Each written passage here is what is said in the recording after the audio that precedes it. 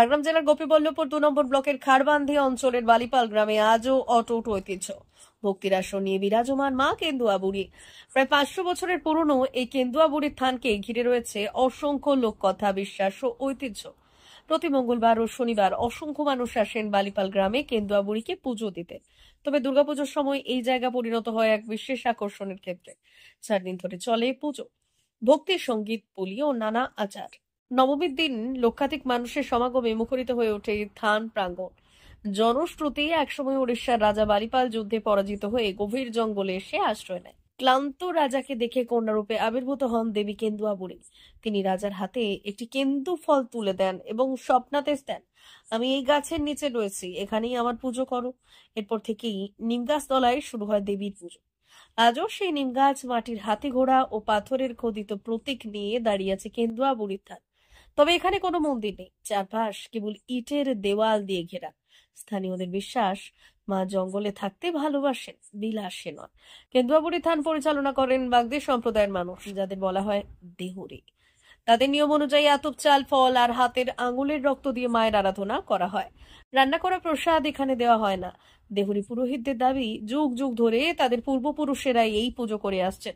কেন্দুয়া বুড়ি থান ঘিরেই গড়ে উঠেছে বালিপালের দুর্গাপুজো। কেন্দুয়া বুড়ি থানের পাশেই তৈরি হয়েছে স্থায়ী দুর্গা মণ্ডপ। প্রতি বছর দুর্গাপুজো শুরু হয় কেন্দুয়া বুড়ির পুজো দিয়ে, এরপর দুর্গা মণ্ডপে পুজো অনুষ্ঠিত হয়। কেন্দুয়া বুড়ির সম্পর্কে আমরা এতটুকু জানি না। বর্তমান যে প্রজন্ম, আমাদের যে বাপ ঠাকুরদা ছিলেন, ওনারা বিশেষভাবে জানেন। আমরা যতটুকু ওনাদের মুখ থেকে শুনেছি সেইটুকু। আমাদের গ্রাম্য দেবতী কেন্দুয়া বুড়ি। এখানে দুর্গাপুজোর সময় মা দুর্গা রূপে পূজিত হন। ঠিক আছে, আগে শুনেছি মোষ বলি হতো, তারপরে ওটা ওই গ্রাম্য বিবাদের জন্য কোনো কারণে হয়তো বন্ধ হয়ে গেছে। যাই হোক, এখন ছাগ বলি হয়। আর গ্রামের সবাই আমরা মাকে মেনে চলি। কোথাও বেরোনোর আগে আমরা স্মরণ করে যাই এবং বাড়ি ঢোকার সময় মাকে স্মরণ করে ঢুকি। এবং দূর দূরান্ত থেকে অনেকেই আসেন, অনেক দূর থেকে আসেন ওনারা পুজো দিতে। মায়ের এখানে যা মানত করেন ওনারা পান মায়ের কাছ থেকে। তার জন্যেই মা আমাদের সব কিছু, বালিপালের জন্য আমাদের অনেক কিছু, মানে কি বলবো, ভালো করেছেন। তার জন্যে আমরা বালিপাল গ্রামবাসী ওনাকে ভক্তি ভরে সপ্তাহে 2বার পূজা করি, যে মঙ্গলবার ও শনিবার। পুজোর 4টে দিন আমাদের ষষ্ঠী থেকে দশমী অবধি পুজো হয় মা দুর্গা রূপে। এখানে প্রচুর মানুষ আছেন। এই চারদিকে যে আমাদের যে 6 নম্বর অঞ্চলের চারপাশে যত গ্রাম আছে, ওখান থেকে সবাই পুজো দিতে আসেন।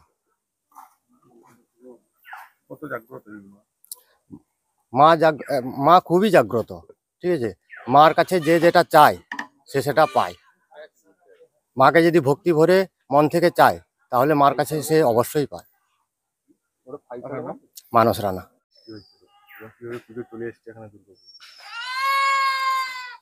এখানে দুর্গাপুর যে কেন্দুয়া থান আমাদের, এটা অনেক দিন থেকে, মানে এটার কবে থেকে হয়েছে কেউ বলতে পারবেন না।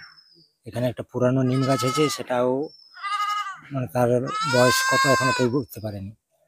তো এটা আমাদের প্রতি মঙ্গলবার ও শনিবার সাপ্তাহিক পূজা হয় এবং পৌষ সংক্রান্তির মেলা হয়। এখানে দুর্গা পুজো যখন হয় তখন এখানে দেবী দুর্গা রূপে পূজিত হন এই কেন্দুয়া মাতা। তো আগে একটা ইয়ে ছিল যে এখানে নাকি এক সময় এই মা এখানে জাগ্রত ছিলেন। এখনো কিছু জাগ্রতারই আছে সবাই। তো প্রতিদিন যে 2 সপ্তাহে যে পুজো হয়, সেটাতে ওই প্রসাদ বলতে শুধু চিড়ে আর গুড় আর কলা, অন্য কোনো প্রসাদ এখানে দেওয়া হয় না। আর এখানে গ্রামের সবাই এবং আশেপাশের অঞ্চলের গ্রামের সবাই এখানে খুবই ভক্তি করে পূজা দেয়। এবং যখন আমাদের গ্রামের সবাই যখন কোথাও বাইরে যায় বা কৃষিকাজে যায়, এখানে প্রণাম করে যায়। এটা সবার আছে, বিশ্বাস আছে যে মা জাগ্রত।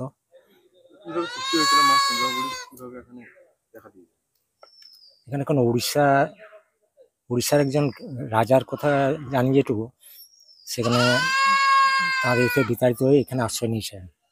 রাত্রে এখানে একটা কেঁদ গাছ ছিল একটা, সেই গাছের নিচে আশ্রয় নেন খিদা তৃষ্ণায় খুবই কাতর ছিলেন। তখন মা তাকে দেখা দেন এবং দেখা দিয়ে তাকে ইয়ে করেন, কিছু প্রসাদ মতো যে কেঁদ গাছের ফল তাকে খেতে দিয়ে ইয়ে করেন। তারপর সেইখান থেকে এবং প্রতি বছর সেই ঝাড়গ্রাম রাজবাড়ি থেকে এখানে পুজো আসতো, মোষ বলি হতো এখানে। এখনো বলি হয়? হ্যাঁ, এখনো বলি হয়। কি বলি হয়? ওই ছাগল বলি হয়। ভক্তরা আছে না? হুম। কবে কবে পুজো হয়? কবি মঙ্গলবার আর শনিবার সাপ্তাহিক পুজো হয়। আর দুর্গাপুজোর সময়? দুর্গাপুজোর সময় 4 দিনের, ষষ্ঠী থেকে একদম দশমী পর্যন্ত। আপনার নাম? অর্ধেন্দু সাঁতরা। আপনি কি পূজা করেন? হ্যাঁ। কোনো এখানে কেউ ব্রাহ্মণ পূজা করেন না? না, কি করেন না? ব্রাহ্মণ ওখান করিনি।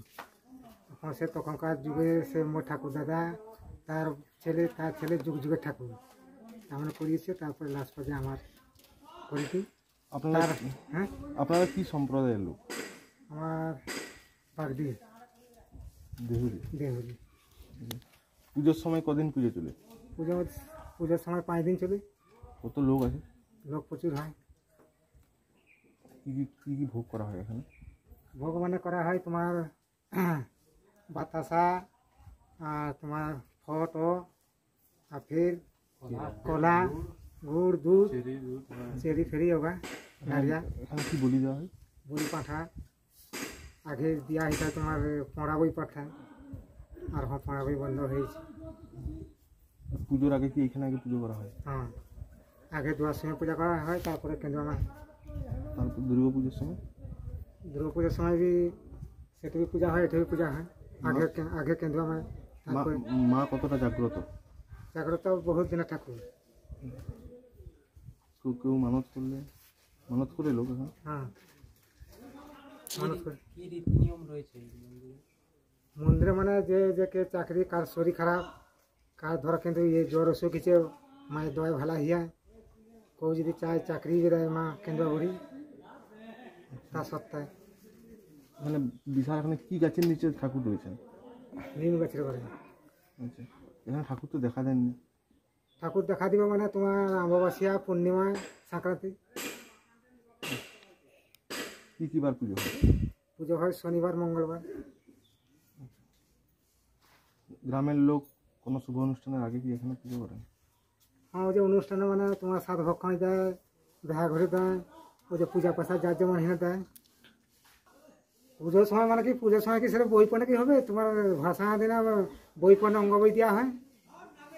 ভাসানের দিনে? হ্যাঁ, মানে দশমীতে? পাঁঠা বই যদি পড়ে অঙ্গ বই দেওয়া হয় না, আর নই পড়ে অঙ্গ বই দিব কেমন কিছু। আচ্ছা আচ্ছা। আপনার নাম? স্বপন দেবী।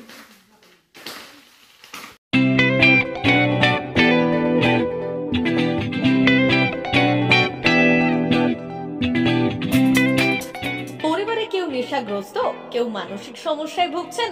চিন্তা নেই, আছে মুক্তি ফাউন্ডেশন। মুক্তি ফাউন্ডেশন মানসিক রোগের চিকিৎসা, সাইকোথেরাপি ও কাউন্সেলিং, ফ্যামিলি কাউন্সেলিং ও নেশা চিকিৎসা করে। আপনার পরিবারের কোনো সদস্যের এমন কোনো সমস্যা থাকলে যোগাযোগ করুন আমাদের সঙ্গে। মুক্তি ফাউন্ডেশন, কেশিয়ারি থানার কাছে, পশ্চিম মেদিনীপুর। নেশাগ্রস্ত মানুষদের জীবনের মূল স্রোতে ফিরিয়ে আনতে চাই বিশেষ ধরনের চিকিৎসা পদ্ধতি, যা নিয়ে এসেছে মুক্তি ফাউন্ডেশন। আজই যোগাযোগ করুন আমাদের সঙ্গে। পরিবারের সদস্যকে সমাজের মূল স্রোতে ফিরিয়ে আনুন। যোগাযোগ নম্বর 7478306038।